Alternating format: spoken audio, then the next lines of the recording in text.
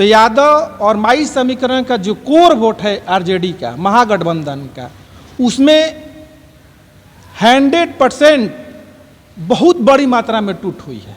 अशोक सिंह जी और भाई अजीत जी दोनों एक ही समाज से आते हैं, तो ये आकलन में ये पता चला कि ये जो समाज है, इस समाज का वोट भी आपस में डिवाइड हो गया।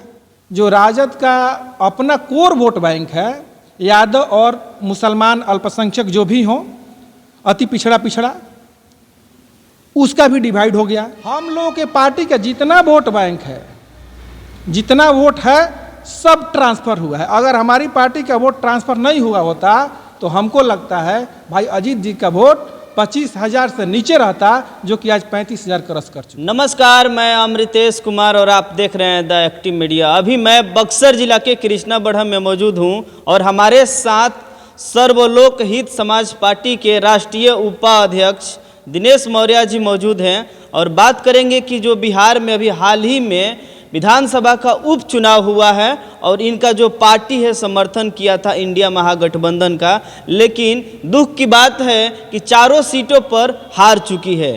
कहाँ चूक हुआ है, इनसे हम जानने का प्रयास करेंगे। सबसे पहले हमारे चैनल में स्वागत है। आपको और आपके चैनल को हमारे और हमारे पार्टी सर्वलोकी समाज पार्टी की तरफ से हार्दिक बधाई एवं उज्जवल भविष्य की मंगल कामना। अपना एक बार परिचय बता दीजिए। मैं दिनेश कुमार मौर्य और सर्वलोक हित समाज पार्टी में राष्ट्रीय उपाध्यक्ष हूँ। अभी आप लोग का पार्टी जो है सर्वलोक हित समाज पार्टी नई पार्टी है और इंडिया महागठबंधन का समर्थन किया था, लेकिन कहीं भी सीट नहीं आया है। आप लोग कहीं ना कहीं चुनाव प्रचार में भी गए थे, एक्टिव भी थे, जोर शोर से मतलब कि मेहनत कर रहे थे कि हमारा पार्टी समर्थन जिसको कर रही है वो चुनाव जीते, लेकिन हार गई है। कहाँ चूक हो गया?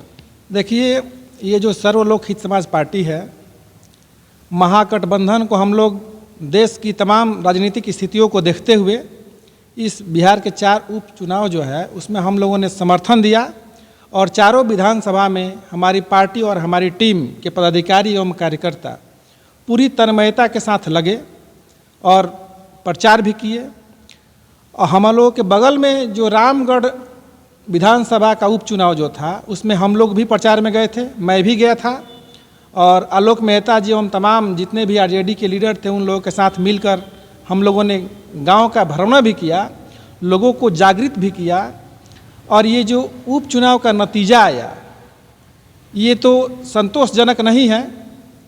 हम लोग का जो गठबंधन है उसके प्रत्याशी की जीत नहीं हुई है। खैर, जो भी प्रत्याशी जीते हैं उनको मैं शुभकामना देता हूँ।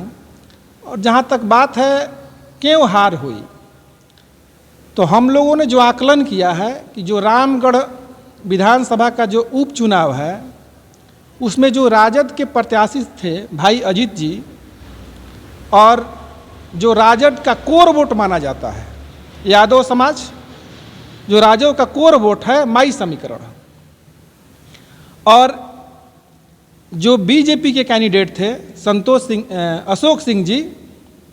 अशोक सिंह जी और भाई अजीत जी दोनों एक ही समाज से आते हैं, तो ये आकलन में ये पता चला कि ये जो समाज है, इस समाज का वोट भी आपस में डिवाइड हो गया। और जाति के नाम पर देखिए भाई, बिहार है, ऐसे सब पार्टी कहती है कि हम लोग जाति की राजनीति नहीं करते हैं। और बिहार की तो बात छोड़ दीजिए, पूरे भारत में हर जगह जिस समाज का संख्या अधिक होता है उसी के हिसाब से कैंडिडेट का चयन भी होता है और सामाजिक समीकरणों को देखते हुए कैंडिडेट को मार्केट में या समाज में विधानसभा में उतारा जाता है। तो उस समाज का भी वोट डिवाइड हुआ। दूसरी चीज़, जो राजद का अपना कोर वोट बैंक है, यादव और मुसलमान अल्पसंख्यक जो भी हों, अति पिछड़ा, उसका भी डिवाइड हो गया। क्योंकि बहुजन समाज पार्टी से जो पिंटू यादव खड़े थे, पिछले विधानसभा में भी खड़े थे, उस समय भी शायद वो दूसरे नंबर पर थे और इस बार भी वो दूसरे नंबर पर है। तो यादव और माई समीकरण का जो कोर वोट है आरजेडी का, महागठबंधन का, उसमें 100% बहुत बड़ी मात्रा में टूट हुई है। और आरजेडी का कोर वोट बैंक आरजेडी को न मिल करके जो बहुजन समाज पार्टी कैंडिडेट हैं पिंटू यादव जी, उनको ट्रांसफ़र हो गया है, जिसके कारण रामगढ़ विधानसभा में उनकी हार हुई है। और जहाँ तक हम लोगों की बात है तो हमारा जो सर्व लोकहित समाज पार्टी है उसके तमाम कार्यकर्ता और जहाँ हमारा वहाँ संगठन है, हम लोगों ने जितने गांव का भ्रमण किया, हम लोगों के पार्टी का जितना वोट बैंक है, जितना वोट है सब ट्रांसफ़र हुआ है। अगर हमारी पार्टी का वोट ट्रांसफ़र नहीं हुआ होता तो हमको लगता है भाई अजीत जी का वोट 25,000 से नीचे रहता, जो कि आज 35,000 क्रॉस कर चुका है। तो हम लोगों ने तो अपने तरफ से भरपूर प्रयास करके अपने वोट को ट्रांसफ़र करवाया। लेकिन दुख की बात ये है कि आरजेडी का अपना कोर वोट बैंक ही उनको धोखा दे गया, नहीं मिला। मतलब कैंडिडेट के वजह से, कैंडिडेट मतलब वहाँ पर दूसरा कोई होता तो कहीं ना कहीं चुनाव निकल जाता।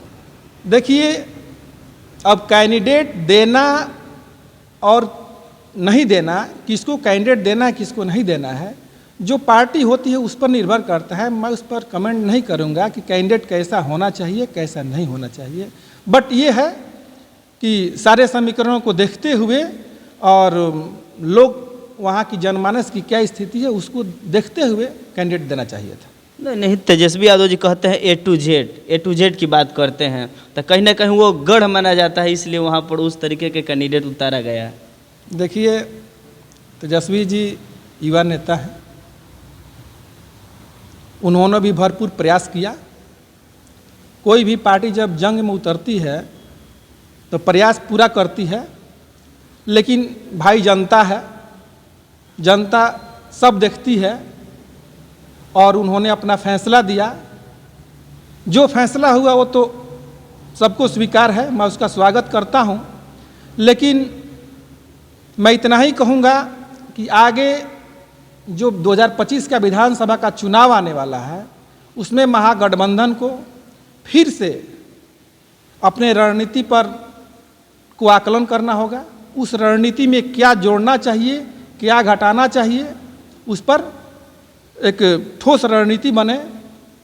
और मुझे लगता है कि अगर बीजेपी गठबंधन को हराना है तो जितने भी छोटे छोटे पार्टियां हैं जिनका अलग अलग क्षेत्र में अपना वोट बैंक है, अलग अलग समाज का जो समर्थन है, उनको महत्व देते हुए 2025 के रणनीति पर विचार करना चाहिए। सही बात है, लेकिन आप लोग का जो पार्टी है उस पार्टी का आगे के क्या रणनीति है? देखिए, हम लोग का तो महागठबंधन से अभी गठबंधन है और मुझे पूरा आशा है कि 2025 तक ये जारी रहेगा जो आश्वासन वहाँ से मिला है।